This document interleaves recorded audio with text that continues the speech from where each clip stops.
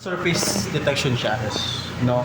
So, kung gusto natin talaga makakita ng near surface detection, kailangan mas low frequency yung gamitin natin probe. Pero try pa rin natin, no?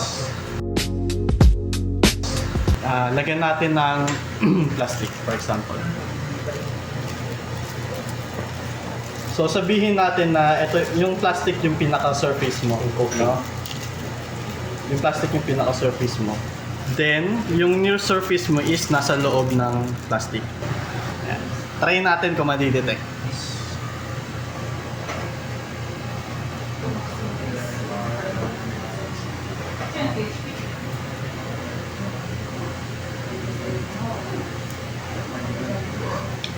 So, yun. Kung ma-observe nyo,